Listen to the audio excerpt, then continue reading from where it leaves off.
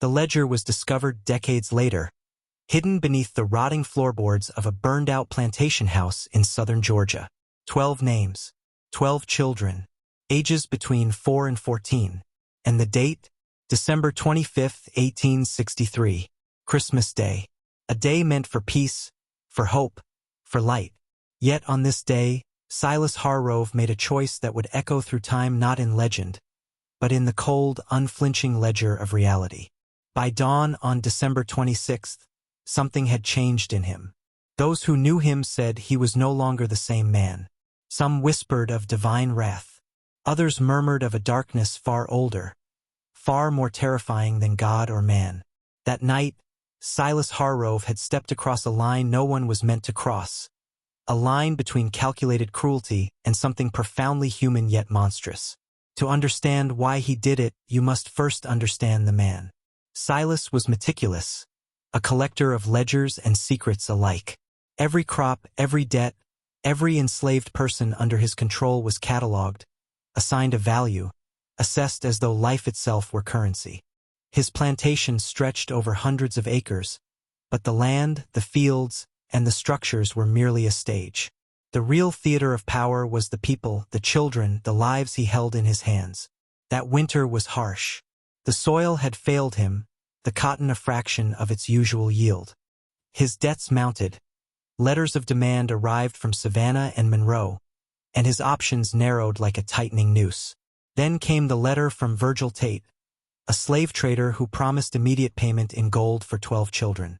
Practicality, Silas told himself. Necessity. Business.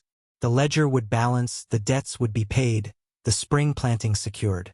And so he wrote 12 names in careful script, ages, assigned prices, sealing their fate. What he could not account for was the darkness that would descend that night, not a storm, not a spirit, but the weight of what human cruelty can summon. There is a reason history hides some truths in ledgers, in ashes, in whispered testimonies. The horror of that Christmas night was not mythical. It was real, and it began the moment Silas made his calculation, and ended only when the ledger, bloodied by grief, reflected a single, trembling word, one that would mark the end of the man he thought he was. This is not a story to comfort you. It is not a story to entertain. It is a story to awaken, to show what happens when control, greed, and moral blindness collide. What follows is not myth. It is an excavation of terror, power, and consequence, a descent into the night Silas Hargrove would never emerge from unchanged. The Hargrove plantation sat 7 miles south of Valdosta, Georgia, a fortress of faded white columns and sagging roofs, surrounded by rows of rough cabins housing the enslaved families. Every board, every log, every field bore the weight of Silas's scrutiny. The cotton fields stretched like veins across the red clay earth, but the real cost of this land was measured in children's tears, mothers' wails, and fathers' silent, burning rage. Silas walked those fields as he had done every day of his life, his thin frame shadowing over the children, his angular face etched with calculation. He watched them play, watched them learn, watched them breathe. Each child on his list was not a human being in his eyes, but a unit of value, a future commodity.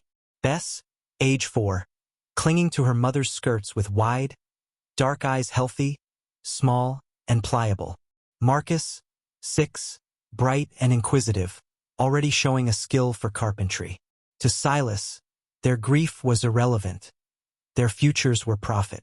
The overseer, Dutch Keller, was the instrument of his will, a man whose loyalty was a mirror of Silas's own cold obsession. Dutch would carry out the tasks others could not bear. He walked with Silas through the quarters, marking, assessing, and reinforcing control. The enslaved families felt the tension, the silent warning in the master's gaze. They knew that this Christmas would not be a season of comfort. Something was coming, something that would fracture the fragile rhythms of their lives. Silas prepared the ledger for the final entry, noting the children's names and ages with clinical precision. Then came the last calculation, their parents' reactions, their potential for resistance, the ripple effects across the plantation. He convinced himself it was merely logistics, business as usual. But even as he did, A subtle, unacknowledged tremor ran through him, a whisper that he was stepping into a darkness he could not control. By December 24th, the children had been selected, the families warned in hushed, merciless language. The sound of sobbing cabins at night, whispers in the shadows, and the metallic clatter of chains moving through the cold winter air filled the plantation. The ledger lay open, a mirror of human calculation, a testament to cold mastery. Yet even the master's mind could not predict what the night would demand of him or what would demand him. The evening air was brittle with frost as Silas retired to his study, the fire flickering across shelves heavy with ledgers, each page a testament to dominion. He poured himself whiskey, the liquid warming the hollow that grief and calculation had carved into him. Across the plantation, the children slept in fear, unaware that the morning would see their lives uprooted. Silas, however, was fully awake to the weight of his own decisions, though he refused to name it. The unease gnawed at the edge of his mind like a predator waiting for permission to strike. He reviewed the ledger again, tracing the pen strokes of each child's entry, each price, each assessment. The numbers were exact, the calculations thorough. But in the margins, a different script appeared, a cramped, unsteady hand noting observations that were never meant for business. Quiet, strong, fragile, valuable, replaceable. The words were clinical, devoid of compassion. Yet the presence of them hinted at a fissure within Silas himself, a crack in the armor of certainty he had so meticulously built. Outside, the wind whispered through the pines, carrying the cries of animals, the groan of old timber, the faint sound of human suffering. Every detail of the night seemed to align, conspiring to push Silas toward a reckoning he could not see. He tried to suppress it. He tried to convince himself that he was the arbiter of order, the master of lives and ledger alike. But order, he would soon learn, has its own rules, and it punishes the transgressor in ways that balance sheets cannot measure. And then, as midnight approached, there was a shift. Not a sound, not a shadow, but a presence heavier than the room, colder than the whiskey, more deliberate than any human intention. Silas felt it in the marrow of his bones, a recognition that the ledger, the children, the act of selling them, was not merely a transaction. It was a summoning. That night, the law of cause and consequence would arrive with a weight no gold could purchase. The first knock came at the door, sharp, deliberate. Dutch had returned from the cabins, his expression unreadable, the children bundled and ready. Silas stood, trembling slightly, not from fear of the man, but from the anticipation of what must be done. The ledger lay open on the desk, mocking him with its neat, ruthless rows of numbers. 12 lives calculated, appraised, assigned value. 12 futures erased for gold. As they walked through the plantation under the frozen stars, Silas began to notice the subtle changes in the world around him, the flicker of movement in the shadows, the way the snow crunched unevenly underfoot, the smell of smoke from distant cabins that seemed closer, almost too close. The night itself was aware. It had witnessed and it responded. Every step felt heavier, every breath colder, until the weight of inevitability settled over him like a shroud. Dutch was efficient, cold, unwavering. He handled the children as though they were livestock, moving them with precision. Silas followed, his mind detached yet fully present, cataloging every detail. Fear in the eyes of the parents, the quiver of small bodies in his hands, the metallic clink of chains. This was mastery, he told himself. This was order. But deep within, beneath layers of calculation and suppression, a realization began to rise. Mastery of others is not mastery of oneself. And the ledger, the cold calculations, the decisions that had led him here, they were no shield against what he had invoked.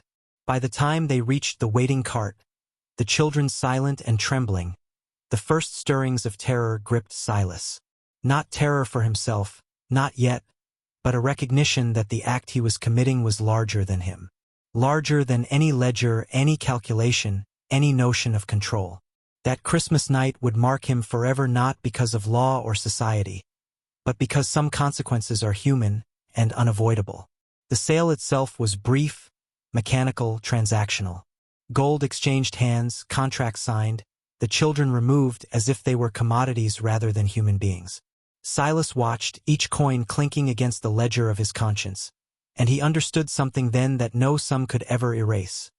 The true cost of control is not counted in currency, but in the soul. Returning to the plantation, the night was still, oppressive, heavy with judgment. The cabins were empty, the fields silent, and Silas felt a hollowness he had never known.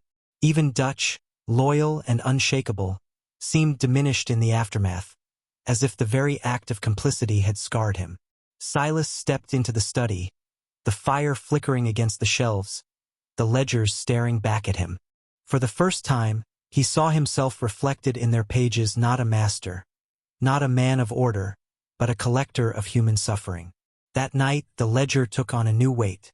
The numbers, neat and precise, became accusations. Each name, each age, each price whispered judgment across the room.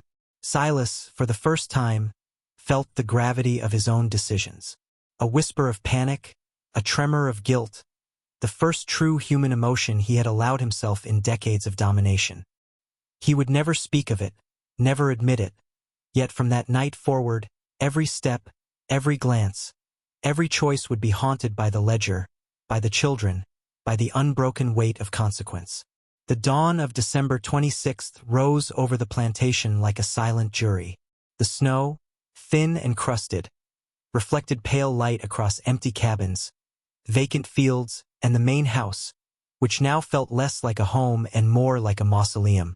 Silas Harrove moved through the halls alone, the echo of his footsteps a drumbeat of inevitability. Each room seemed to whisper, "The ledger never lies." He could not escape the faces of the children. Bess, Marcus, the others etched into his mind, into his memory, into the very architecture of his thoughts.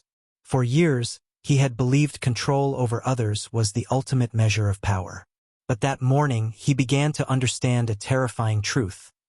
The illusion of control is fragile. And when you trade human lives as currency, the cost will eventually come due not in law, not in society, but in the most intimate chambers of your own mind. Letters found later, written in a trembling hand that had previously been precise and cold, revealed his inner collapse. The observations of children, once clinical, became chaotic. Cannot eat, cannot sleep, faces everywhere. Their cries are my own.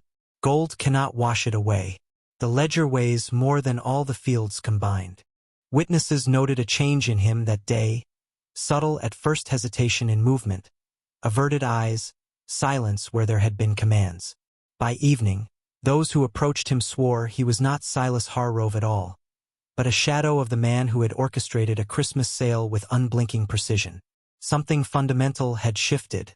The darkness he had invoked, the human cost he had ignored, had returned with compound interest.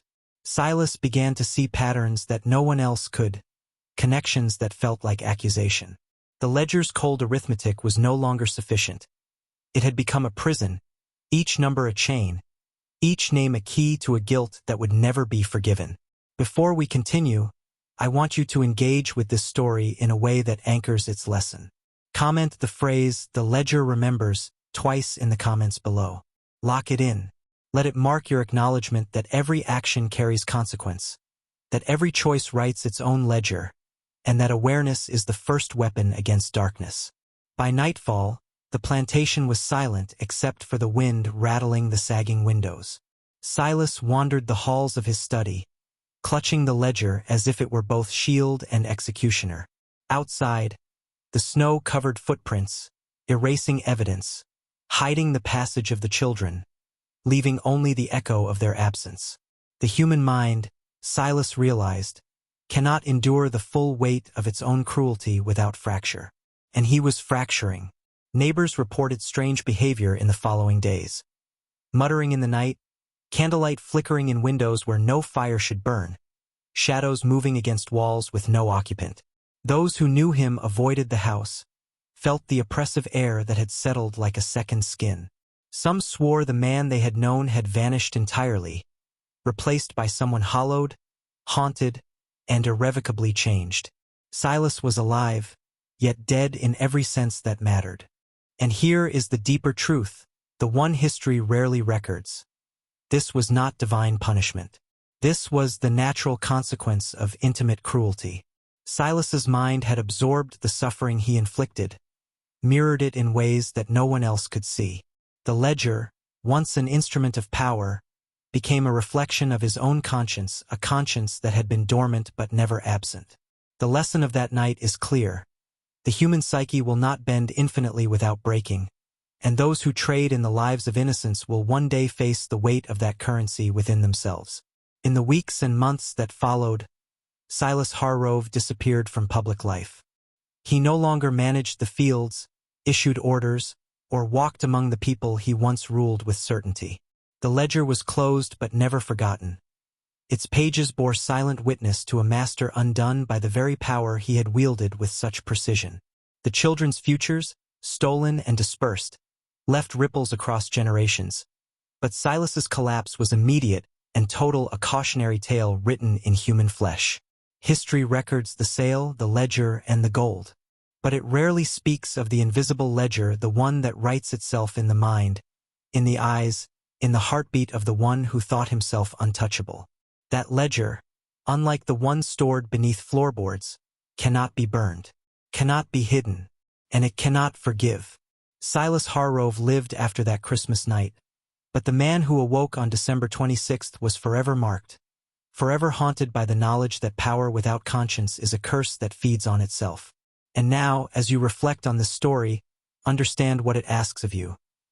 Look closely at the ledgers in your own life, the decisions you make, the actions you take, the influence you wield. Every choice carries weight. Every action has consequence. The true mastery of a man lies not in control over others, but in control over himself and in the awareness that the ledger of life never forgets.